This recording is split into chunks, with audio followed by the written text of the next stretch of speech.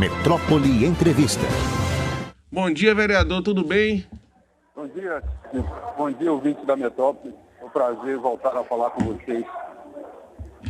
Antes da gente entrar na nossa pauta, eu quero te relatar um episódio que aconteceu ontem em nossa cidade, para você tomar conhecimento também. Um cantor, Jal, teve sua entrada barrada num restaurante na Avenida 7, ali o restaurante chamado, inclusive, 7.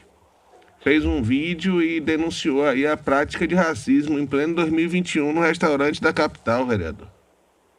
Pois é, a gente tem dito, né, que o racismo não tira férias e a pandemia não acaba com o racismo. Muito pelo contrário, ele vai exacerbando as fraturas, os problemas que nós temos antes da pandemia, né?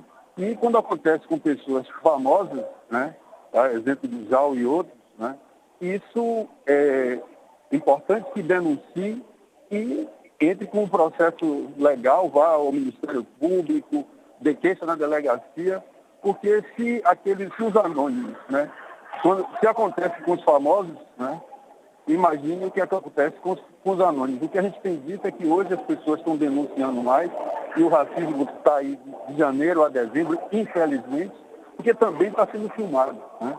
Então isso mostra o quanto ainda temos que caminhar, o quanto nós fizemos, mas como eu estou até no encontro aqui, Chico, que é o Coalizão Negra por Direitos, né, aqui em Olinda, e o que é dito foi o seguinte, num dos seus seminários: não foram os nossos erros, e sim os nossos acertos, né, que tem provocado também essa reação conservadora, né? A gente lamenta, mas a gente não se surpreende que isso aconteça numa cidade como Salvador. Mas é um absurdo, né? A gente imagina, se acontece com um artista conhecido como o Jal, você imagine o sujeito comum, desconhecido, não é? Que entra e passa por uma coisa dessa, talvez não tenha tanta rapidez para ter voz e repercussão como ele teve. É uma loucura. Assim, é por isso que a gente tem falado que a questão racial e combater o racismo precisa ser alguma tarefa de todos, de todas, né? A sociedade precisa, de fato, incorporar que nós precisamos banir de vez essa opressão racial. Enquanto isso não for um problema de todos, os casos vão se sucederem, e são muitos, né? Isso aconteceu com o Jal agora. Eu me lembro que em 1986 isso aconteceu comigo. Isso veio agora, né, que eu lembro que eu fui entrar num restaurante lá no Rio Vermelho, isso lá em 1986, e eu fui barrado. A gente fez toda uma manifestação no antigo Volare, que não é hoje, mas ali no Rio Vermelho, né? E teve toda uma manifestação na porta, quando inclusive muito tempo depois o restaurante fechou. Mas isso eu estou falando em 1986. Você chega no século XXI e os problemas se avolumam, porque também a população negra está no postambo, assim, literalmente fora de ordem, porque você hoje não sabe com quem está falando e as pessoas não estão nos lugares sociais que foram pré-estabelecidos em razão desse 14 de maio que não chega ao seu final.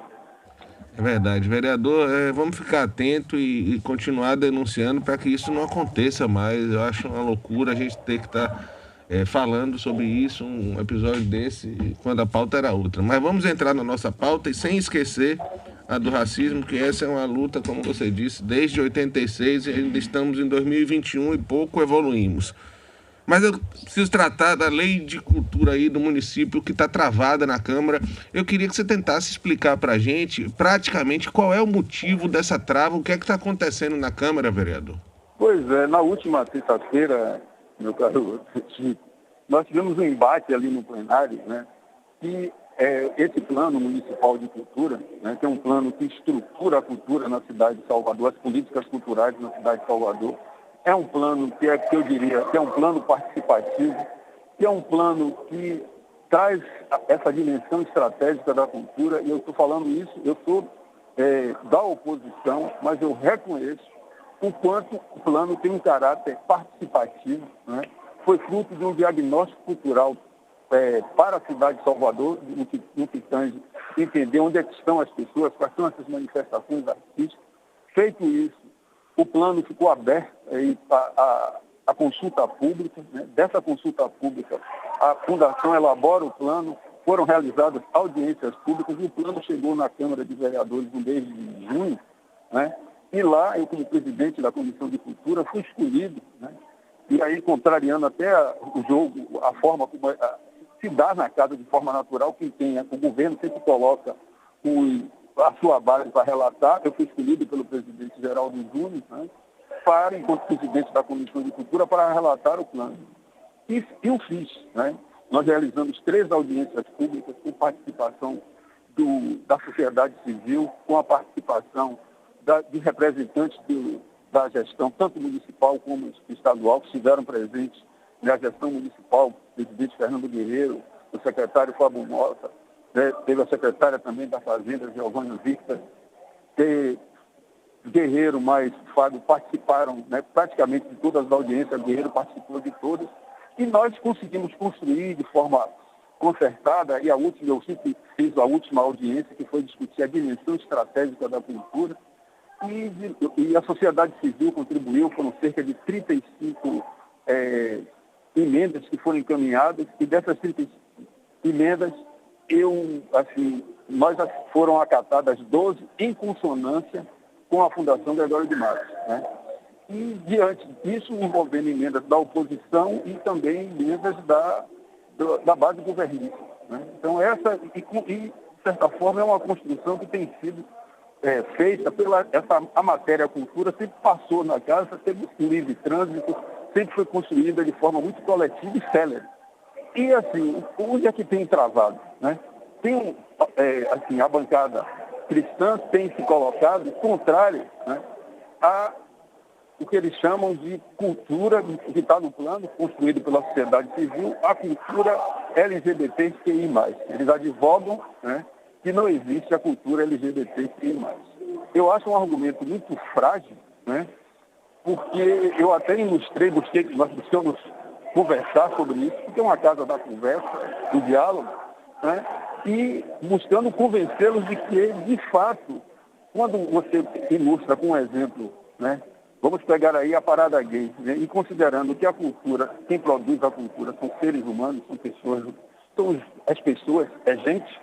Então eu disse assim, se existe a parada gay, é uma manifestação artística, cultural, que também é uma manifestação política, né, porque é a defesa, né, contra essa violação permanente dos corpos, né, então contra a LGBTfobia, a transfobia. Então esse espaço que é reconhecido e que também, né, gera trabalho, renda, né? As cidades onde tem a parada gay, isso impacta na economia da cidade também, se a gente quiser pegar só a dimensão econômica disso, né? E como é que não existe a cultura LGBT, se isso vem da produção humana?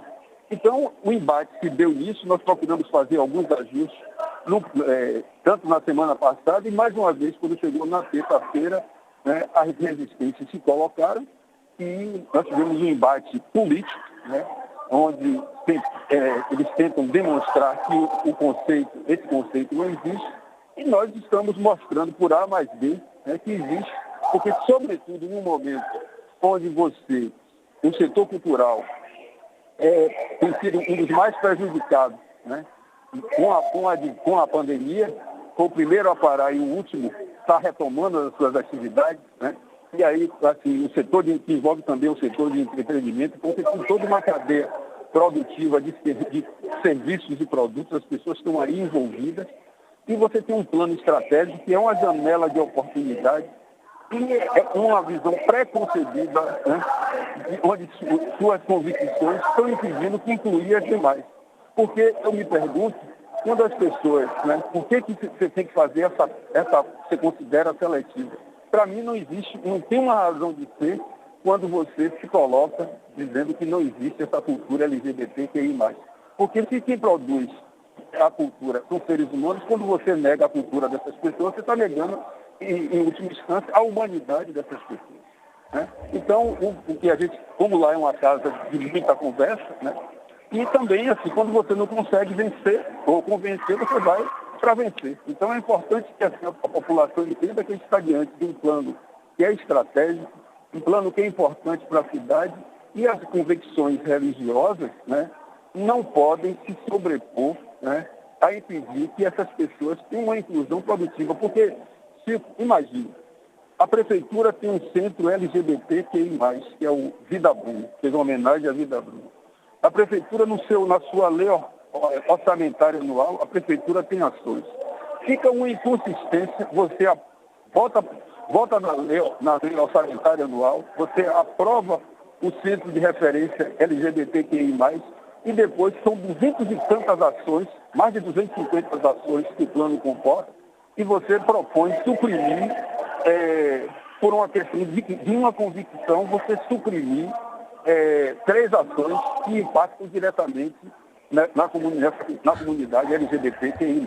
Agora, vereador, para entender assim claramente, como é que isso? A bancada evangélica travou, a lei está lá parada, você disse que isso sempre foi, a gente acompanha, tratado de forma célere na Câmara.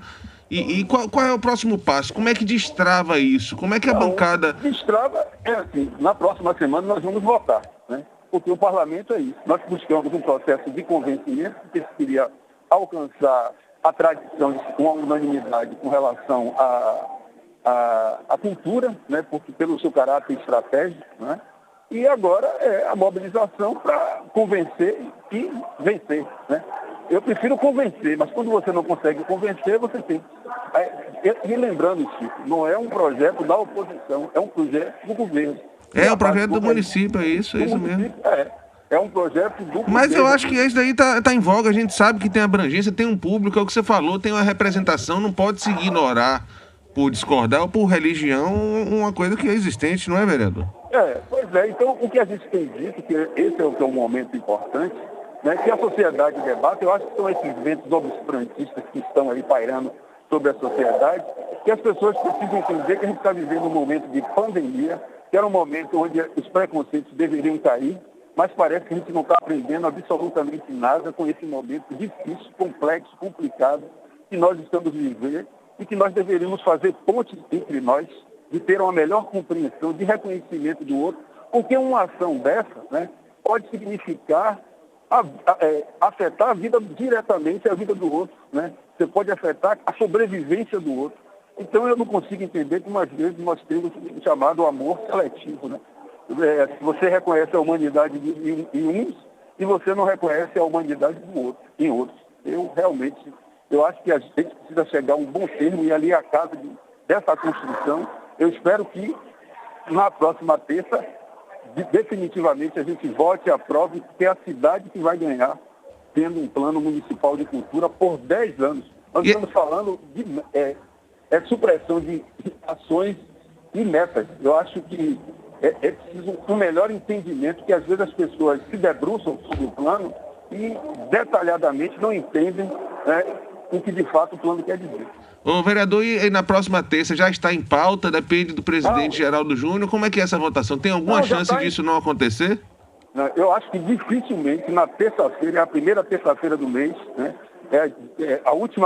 A primeira terça-feira do mês de dezembro, eu acredito muito nessa força do imponderável, do imaterial, né? E também da nossa mobilização, né, dos acordos que estabeleceram com as lideranças, para que o plano vote isso adiante, né? Porque nós já perdemos tempo demais e essa perda de tempo, isso está significando assim, amarrar o fato que a cultura vai assumir um lugar, né, que eu considero que é importante, as dinâmicas culturais da cidade assumirem um lugar de gerar trabalho e renda e ser um eixo estruturante do desenvolvimento socioeconômico da cidade. Eu acho que as pessoas precisam ter essa visão mais ampla, essa visão para além, né? Até se repensar enquanto que se chama das suas convicções religiosas, que estão, na verdade, que deveriam fazer pontes, que deveriam ter uma visão ecumênica de compreensão do outro, para se constituírem em verdadeiras barreiras. Vereador, eu vou conversar daqui a pouco, no próximo bloco, com a vereadora Débora Santana, no intuito de tentar entender qual é a motivação e qual o que é que leva a bancada evangélica a ser contra esse plano, mas de qualquer sorte nós vamos aqui continuar acompanhando e pressionando para que essa votação aconteça na terça-feira. Por favor, mantenha a gente informado, viu, vereador? E obrigado por mais uma vez a conversa com a gente aqui. Tá bom, Chico, eu manterei. Eu acho que a sociedade soteropolitana, baiana, precisa entender o que está sendo discutido do ponto de vista de que as nossas diferenças, as diferenças que envolvem gênero, que envolvem a cor, né, que envolvem a orientação sexual, elas não podem ser demarcadores de desigualdade, porque isso impede, né, de fato, que nós temos uma sociedade onde as pessoas possam serem tratadas dignamente. Eu acho que essa compreensão deve se partir daí e se perguntar. Quando eu propor suprimir essas ações, eu estou garantindo, assegurando um tratamento digno a essas pessoas.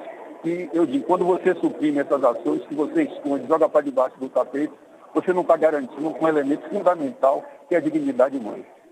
Isso mesmo, vereador Silvio Humberto aí, mais uma vez, esclarecendo e trazendo um pouco de luz a esse caso que é terrível, viu, Camila? E você imaginar que a gente está com o plano de cultura do município travado por questões religiosas. A gente chegou a esse ponto.